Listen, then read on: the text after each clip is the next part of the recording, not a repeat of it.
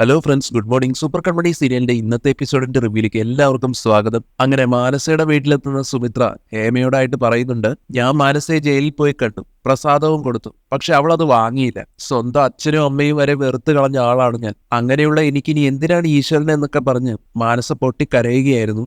അവളുടെ കണ്ണീര് കണ്ടപ്പോൾ എനിക്കും വല്ലാതെ വിഷമമായി. അവളുടെ രൂപം കണ്ടപ്പോൾ തന്നെ എന്റെ നെഞ്ച് പിടഞ്ഞു. ഒന്നും സംസാരിക്കാൻ തോന്നിയില്ല. ഞാൻ അവിടെ നിന്ന് നേരെ ഇങ്ങോട്ടാ വന്നത്, അവൾക്ക് കൊണ്ടുവന്ന പ്രസാദം തരാൻ. സുമിത്രയുടെ മാനസയെക്കുറിച്ചുള്ള ഈ വാക്കുകൾ കേട്ട് ഹേമയ്ക്കും വല്ലാതെ സങ്കടമാവുന്നുണ്ട്. പോകാൻ തുടങ്ങുന്ന സുമിത്രയെ പിന്നിൽ നിന്ന് വിളിച്ചുകൊണ്ട് ഹേമ ചെല്ലുമ്പോ ഹേമയ്ക്ക് മാനസയെക്കുറിച്ച് അറിയാൻ കൂടുതൽ താല്പര്യമുണ്ടെന്ന് മനസ്സിലാക്കുന്ന സുമിത്ര ആകട്ടെ പിടിപ്പും തൊങ്കലും ചേർത്ത് വീണ്ടും ഓരോ കള്ളക്കഥകൾ പറഞ്ഞു കൊടുക്കുകയാണ്. ഹേമയെ കുറ്റപ്പെടുത്തുന്നുമുണ്ട്. സ്വന്തം മോളുടെ അവസ്ഥ മറ്റൊരാളിൽ നിന്ന് വേണം അറിയാനെന്ന് പറഞ്ഞിട്ട്. എന്നിട്ട് പറയുന്നുണ്ട്, ഞാനും സാഗർ കുടുംബവും തമ്മിലുള്ള പ്രശ്നങ്ങളെക്കുറിച്ച് ഹേമയ്ക്കും അറിയാലോ. പക്ഷേ അതെല്ലാം അവസാനിപ്പിച്ച് കുറെ നാളായിട്ട് ഈശ്വര മാർഗത്തിലൂടെയാണ് ഞാൻ ജീവിക്കുന്നത്. ഇപ്പോൾ ആരോടും എനിക്ക് വെറുപ്പില്ല. എന്നാൽ കാലങ്ങൾക്ക് ശേഷം ആദ്യമായി ഞാൻ ഒരാളെ വെറുത്തുപോയി. ഹേമയാണ് ഞാൻ വെറുത്തത്. ഹേമ അവളുടെ അമ്മയല്ലേ, നിങ്ങളല്ലേ അവളെ 10 മാസം ചുമന്നത്. എന്നിട്ട് അവളെ ചെന്നൊന്ന് കണ്ടില്ല, ഒന്ന് ആശ്വസിപ്പിച്ചില്ല. അതേസമയം ഹേമ മാനസ ചെയ്ത കുറ്റങ്ങളെക്കുറിച്ച് പറയാൻ തുടങ്ങുന്നതും സുമിത്ര പറയുന്നുണ്ട്, അതൊക്കെ എനിക്കറിയാം. അവള് കൃഷ്ണനും കൺമണിക്കും എതിരെ ചിലതൊക്കെ ചെയ്തു. പക്ഷെ ഞാനൊന്ന് ചോദിച്ചോട്ടെ, അവളുടെ സ്ഥാനത്ത് ഹേമയാണെന്ന് ചിന്തിക്കുക. ഹേമയും ജയമോഹനും തമ്മിലുള്ള വിവാഹം നിശ്ചയിച്ചു, മോതിരവും അണിയിച്ചു. ജയമോഹന്റെ കുടുംബത്തിലെ അംഗമായി മാറിയ ഹേമ ദിവസവും ജയമോഹനെ കുറിച്ച് സ്വപ്നങ്ങൾ കണ്ടു. അവസാനം വിവാഹ ദിവസം അടുക്കാറായപ്പോ ജയമോഹൻ കാലുമാറുന്നു, മറ്റൊരു പെണ്ണിന്റെ പുറകെ പോകുന്നു. ഹേമയെ വേണ്ടെന്ന് പരസ്യമായിട്ട് പറയുന്നു. ഹേമയെ അങ്ങ് അവഹേളിക്കുന്നു. ആ ഒരു സിറ്റുവേഷനില് മാനസയുടെ സ്ഥാനത്ത് ഹേമയാണെങ്കിൽ എന്ത് ചെയ്യും എന്ന് ചോദിക്കുന്നതും ഹേമയാണെങ്കിൽ വിഷമിച്ച് നിൽക്കുകയാണ്. അപ്പൊ സുമിത്ര വീണ്ടും പറയുന്നത് ഇങ്ങനെയാണ്, മാനസയുടെ സ്ഥാനത്ത് ഞാനായിരുന്നെങ്കിൽ കൃഷ്ണനെയും കൺമണിയെയും കൊന്നു കളയുമായിരുന്നു, എന്നിട്ട് ജയിലിൽ പോകുമായിരുന്നു. മാനസ ഒരു പാവമായി പോയി. സത്യം പറഞ്ഞ മാനസയെ കണ്ടപ്പോ ഞാൻ നടുങ്ങിപ്പോയി. ഈ പേക്കോലം എന്നൊക്കെ പറയില്ലേ, അക്ഷരാർത്ഥത്തിൽ അങ്ങനെയായിരുന്നു ആള്. കവിളൊക്കെ ഒട്ടി, കണ്ണൊക്കെ കൊഴിഞ്ഞ് ഒരു പേക്കോലം പോലെ.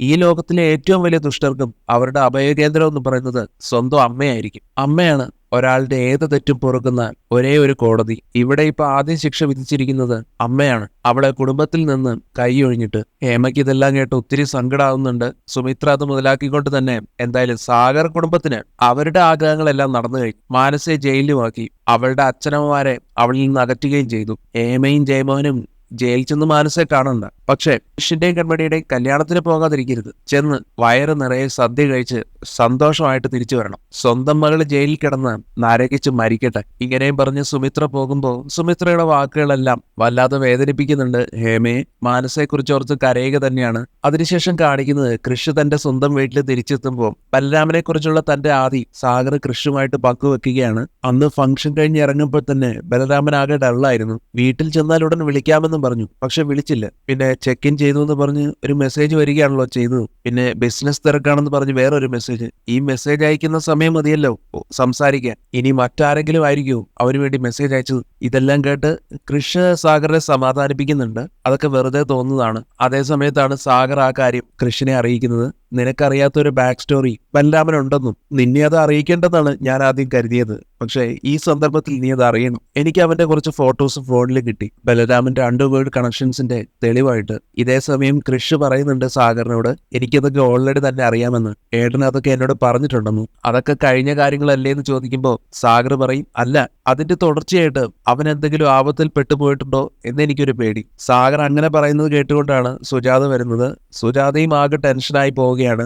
നമ്മുടെ മോൻ എന്താ പറ്റിയത്? അവനെന്തെങ്കിലും അപകടത്തിൽ ചെന്ന് ചാടിയോ? എന്നാൽ കൃഷ്ണ സുജാതയെ സമാധാനിപ്പിക്കാൻ എന്നോണം, അപകടമോ? എന്ത് അപകടം? അച്ഛൻ ചുമ്മാ ഓരോന്ന് പറയുന്നതാ, നമ്മളെ പറ്റിക്കാൻ വേണ്ടി. എന്നാൽ സുജാത അത് വിശ്വസിക്കുന്നില്ല. അല്ല, പറ്റിക്കാൻ വേണ്ടി പറയുന്നതല്ല, ബലരാമന് എന്തോ പറ്റിയിട്ടുണ്ട്. ഇന്നലെ ഒന്നും ഞാൻ ഒരുപോലെ കണ്ണടച്ചിട്ടില്ല. ഫോൺ റിങ് ചെയ്യുമ്പോഴൊക്കെ ബലരാമൻ വിളിക്കുന്നു എന്ന് കരുതി വെപ്രാളപ്പെട്ടുകൊണ്ടാണ് എടുക്കുന്നത്. എനിക്ക് അവന്റെ ശബ്ദമെങ്കിലും ഒന്ന് കേട്ടാൽ മതി. കൃഷ്ണനോടും പറയുകയാണ് സുജാത, നിനക്ക് നിന്റെ ചേട്ടനെ കാണണമെന്ന് ഒരാഗ്രഹവും ഇല്ലേന്ന്. അതോ അവൻ ഇവിടുത്തെ ആള് തന്നെയാണോന്ന് നിനക്ക് ഇപ്പോഴും സംശയമുണ്ടോ? എന്തിനാണ് ഇങ്ങനെയൊക്കെ സംസാരിക്കുന്നതെന്ന് കൃഷി ചോദിക്കുമ്പോഴും, പിന്നെ ഞാൻ എങ്ങനെയാണ് സംസാരിക്കേണ്ടത്?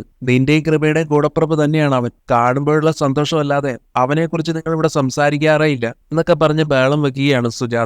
കൃഷിന് മനസ്സിലാവുന്നുണ്ട് സുജാത ഇത് സങ്കടം കൊണ്ട് കുറ്റപ്പെടുത്തുന്നതാണെന്ന്. എന്നിട്ട് കൃഷ് സുജാതയ്ക്ക് പറഞ്ഞു കൊടുക്കും, അമ്മേ, എന്നേക്കാളും കൃപയ്ക്കാണ് ഏട്ടനെ ഇപ്പോൾ കൂടുതൽ ഇഷ്ടം. എനിക്കും അതെ. ഏതായാലും ഞാൻ ഭാഗ്യശ്രീ ഒന്ന് വിളിച്ചു നോക്കാം. അപ്പൊ കാര്യം അറിയാൻ പറ്റുമല്ലോ. അങ്ങനെ ഭാഗ്യശ്രീയും ഫോണിൽ ട്രൈ ചെയ്യുന്നെങ്കിലും ഭാഗ്യശ്രീയുടെ ഫോണും സ്വിച്ച്ഡ് ഓഫ് ആണ്. അതും കൂടെ ആകുമ്പോഴത്തേക്കും 3 പേർക്കും ഒന്നുകൂടെ ടെൻഷൻ ആവുകയാണ്.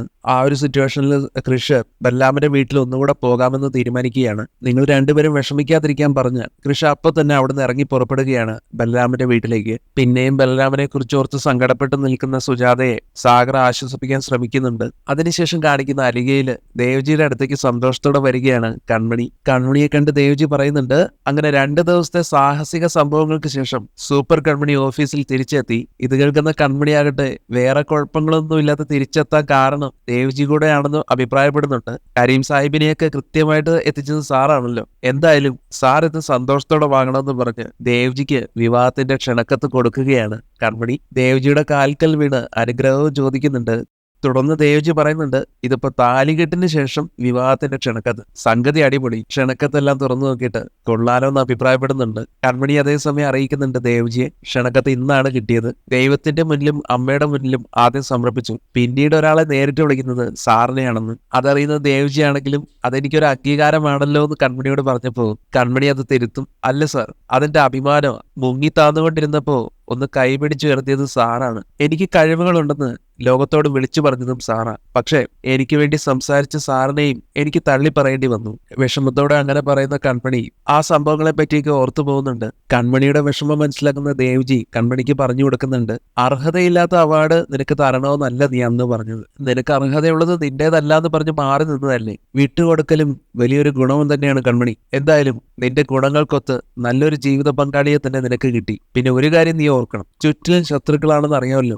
എപ്പോഴും ഒരു കരുതൽ വേണം. ഞാനിത് പേടിപ്പിക്കാൻ പറഞ്ഞതല്ല. നല്ല ആളുകളെയാണ് ഇക്കാലത്ത് കുഴപ്പത്തിലേക്ക് പെടുത്തുന്നത്. പിന്നെ കൃഷിയല്ലേ നിന്റെ കൂടെ ഉള്ളത്. നിന്നെ നോക്കുന്നവർക്ക് കൃത്യമായിട്ടുള്ള തിരിച്ചടി കൃഷി കൊടുത്തോളും. ദേവ്ജിയുടെ വാക്കുകളെല്ലാം കൺമണിയെയും സന്തോഷിപ്പിക്കുകയാണ്. അങ്ങനെ കൺമണി അവിടെ നിന്ന് ശരിയെന്ന് പറഞ്ഞ് എണീറ്റ് പോകാൻ തുടങ്ങുന്നതും ദേവ്ജി മറ്റൊരു കാര്യം കൂടെ കൺമണിയെ ഓർമ്മിപ്പിക്കുകയാണ്. കൺമണിയുടെ കഴിവിനനുസരിച്ചുള്ള ഒരു പ്രശസ്തി കൺമണിക്ക് ഉണ്ടാകുന്നില്ലെന്ന് എനിക്കൊരു ഡൗട്ട്. നമുക്കിനി അല്പം കൂടെ ഒരു പ്രശസ്തിയൊക്കെ ഉണ്ടാകണ്ടേ? ദേവ്ജി എന്താണ് പറഞ്ഞു വരുന്നതെന്ന് കൺമണിക്ക് മനസ്സിലാവുന്നില്ല. അപ്പൊ ദേവ്ജി തെളിച്ചു പറയുകയാണ്, അത് പിന്നെ TV9 ചാനൽ കൺമണിയുടെ ജീവചരിത്രം ഒരു ഡോക്യുമെന്ററി പോലെ അവതരിപ്പിക്കാൻ പോവുകയാണ്. അവരെന്നെ വിളിച്ചിരുന്നു. എന്നാൽ ഇതറിയുന്ന കൺമണിയാകട്ടെ താൻ അതിനു മാത്രമൊക്കെ അർഹയാണോ എന്നുള്ള ഒരു സംശയം പ്രകടിപ്പിക്കുമ്പോൾ ദേവ്ജി പറഞ്ഞു കൊടുക്കുകയാണ്, ഇവിടെ കൺമണിയുടെ 100-1 പോലും കഴിവില്ലാത്ത ആളുകൾ സ്വയം പ്രമോഷനിൽ കൂടി വലിയ വലിയ സ്ഥാനങ്ങളിൽ രാജാക്കന്മാരായിട്ട് വിരാജിക്കുക. അപ്പൊ പിന്നെ ലോകം അറിയേണ്ടവർ മാറി നിൽക്കാൻ പാടില്ല. കേട്ടിട്ടില്ലേ, മാലാഖമാർ മാറി നിൽക്കുന്നിടത്ത് ചെകുത്താന്മാർ കയറിയിരിക്കുമെന്ന്. ഏതായാലും ഇവിടുത്തെ ചെകുത്താൻ ജയിലിലായി. അതുകൊണ്ട് മാലാഖക്കിനി ലോകത്തിനോട് സംസാരിക്കാം. അപ്പൊ പിന്നെ നാളത്തെ ഷൂട്ടിങ്ങിന് റെഡി ആയിക്കോളും എന്നുകൂടെ പറഞ്ഞിട്ടാണ് ദേവ്ജി പോകുന്നത്. ശേഷം കാണിക്കുന്നത് ബലരാമനെ അന്വേഷിച്ചുകൊണ്ട് ബലരാമന്റെ വീട്ടിലെത്തിച്ചേരുകയാണ് കൃഷ്. എത്തിയതും വാതിലിലൊക്കെ തട്ടി വിളിക്കുകയാണ്. ബലരാമനെയും ഭാഗ്യശ്രീയും ഒക്കെ കോളിംഗ് ബെൽ അടിച്ചിട്ടും പ്രതികരണമൊന്നും ഇല്ലാത്തതിനെ തുടർന്ന് കൃഷ് ഇനി ഇവിടെ നിന്നിട്ട് കാര്യമില്ലെന്ന് മനസ്സിലാക്കി തിരിച്ചു പോകാൻ തുടങ്ങുന്നതും പെട്ടെന്നാണ് സുമിത്രയുടെ വരവ്. കൃഷിനെ ബലരാമന്റെ വീട്ടിൽ കാണുന്നതും സുമിത്രയ്ക്ക് മനസ്സിലാവുകയാണ് ബലരാമനെ അന്വേഷിച്ച് വന്നതായിരിക്കുമെന്ന്. ശേഷം കൃഷിന്റെ അടുത്ത് ചെന്നിട്ട് കൃഷ് എന്താ ഇവിടെ ചോദിക്കുമ്പോൾ ഭാഗ്യശ്രീയെ കാണാൻ വന്നതാണെന്നുള്ള കൃഷിന്റെ മറുപടി കേട്ട് ഭാഗ്യശ്രീ ദുബായിലാണെന്ന് കള്ളം പറയുകയാണ് സുമിത്ര. അപ്പൊ കൃഷാണെങ്കിലും ഭാഗ്യശ്രീ ദുബായിലേക്ക് പോയെന്നു സുമിത്ര പറയും. അതെ, ബലരാമൻ പോയതിന് പിന്നാലെ അവളും പോയി. ബലരാമനൊന്നും പറഞ്ഞില്ലേ എന്ന് ചോദിക്കുമ്പോ ഇല്ലെന്നാണ് കൃഷി പറയുന്നത്. തുടർന്ന് ചോദിക്കുന്നുണ്ട് ഭാഗ്യശ്രീ എന്തിനാണ് ദുബായിലേക്ക് പോയതെന്ന്. അത് പിന്നെ അവിടെ ചില ബിസിനസ് മീറ്റിംഗ്സ് ഉണ്ട്. ബലരാമന്റെ ഒരു കമ്പനിയുടെ ഡയറക്ടർ ബോർഡ് മീറ്റിംഗും ഉണ്ട്. ഭാഗ്യശ്രീയും ഒരു ഡയറക്ടറാ. കൃഷി അതൊക്കെ വിശ്വസിച്ച് പോവുകയും ചെയ്യുന്നു. എങ്കിലും പോകാൻ നേരത്ത് സുമിത്രയോട് ചോദിക്കുകയാണ്, ഭാഗ്യശ്രീയെ വിളിച്ച കിട്ടുന്ന വേറെ ഏതെങ്കിലും നമ്പർ ഉണ്ടോ എന്ന്. ബുദ്ധിമുട്ടില്ലെങ്കിൽ അതെനിക്കൊന്ന് വേണം. എന്നാൽ അവളുടെ ദുബായിലെ നമ്പറൊന്നും എന്റെ കയ്യിലില്ലെന്നാണ് സുമിത്രയുടെ മറുപടി. കൃഷിന് അത് കേട്ട് ദേഷ്യം വരുന്നുണ്ട്. ദേഷ്യത്തോടെ തന്നെ പറയുന്നുണ്ട്, നിങ്ങളുടെ ദുബായിലുള്ള മകളെ വിളിച്ചാൽ കിട്ടില്ലെന്ന് പറയുമ്പോ നിങ്ങളുടെ മുഖത്ത് ഒരു ടെൻഷനും ഇല്ലല്ലോ. സുമിത്ര ചോദിക്കുന്നത്, ഞാൻ എന്തിനാ ടെൻഷൻ അടിക്കുന്നത്? അവള് കൊച്ചുകുട്ടിയൊന്നും അല്ലല്ലോ. പോരാത്തതിന് അവള് ചേട്ടന്റെ കൂടെ. പിന്നെ ഞാൻ എന്തിനാ ടെൻഷൻ അടിക്കേണ്ടത്? മാത്രമല്ല അവള് പോകുമ്പോ പറഞ്ഞിരുന്നു ഫോൺ സ്വിച്ച് ഓഫ് ആക്കുമെന്ന്. ഇനി അഥവാ അവള് വേറെ ഏതെങ്കിലും നമ്പറിൽ നിന്ന് വിളിച്ചാൽ ഞാൻ വിവരം പറഞ്ഞേക്കാം. എന്നാൽ ഇത് കേൾക്കുന്നതും കൃഷി ദേഷ്യത്തോടെയാണ് പ്രതികരിക്കുന്നത്. പറയണം, കൃഷി വന്നിരുന്നതല്ല, ഏട്ടനെയും ഭാഗ്യശ്രീയും കണ്ടെത്താൻ ഇവിടെ ഒരാൾ തന്നാലാവുന്ന കാര്യങ്ങളൊക്കെ ചെയ്യുന്നുണ്ടെന്ന്. മനസ്സിലായോ? കൃഷി ദേഷ്യത്തോടെ പ്രതികരിച്ചു പോകുന്നത് കാണുമ്പോൾ സുമിത്ര പിന്നാലെ എന്നിട്ട് കൃഷിനെ വിളിക്കുകയാണ്. എന്നിട്ട് നിരപരാധി ചമഞ്ഞുകൊണ്ട് സംസാരിക്കുകയാണ്. എനിക്കറിയാം പഴയ അനുഭവങ്ങളിൽ കൃഷിനും കുടുംബത്തിനും എന്നോട് ദേഷ്യം ഉണ്ടാകുമെന്ന്. പല രീതികളിൽ ഞാൻ അതിന് ശിക്ഷ അനുഭവിച്ചുകൊണ്ടിരിക്കുക. സാഗറിനോട് എനിക്കൊരു വൈരാഗ്യം ഉണ്ടായിരുന്നു. അത് ഞാൻ മറച്ചു വെക്കുന്നില്ല. പക്ഷേ അതൊക്കെ കഴിഞ്ഞു പോയ കഥകളാണ്. ഞങ്ങൾ ജയിലിലായി. അവിടുത്തെ അനുഭവങ്ങൾ കിട്ടിയതോടെ പഴയ പകയെല്ലാം ഞാൻ മറന്നു. അതുകൊണ്ട് നിങ്ങളും എല്ലാം മറക്കണം. കേൾക്കുന്ന കൃഷി ഒന്നും മിണ്ടാതെ വണ്ടിയിൽ കയറി പോകുന്നുണ്ട്. കൃഷി പോയതും പ്രതികാരത്തോടെ സുമിത്ര മനസ്സിൽ പറയുകയാണ്, എടാ നിന്നോടും നിന്റെ കുടുംബത്തിനോടുള്ള പ്രതികാരം ഞാൻ ആരംഭിച്ചു കഴിഞ്ഞിട്ടേ ഉള്ളൂ എന്ന്.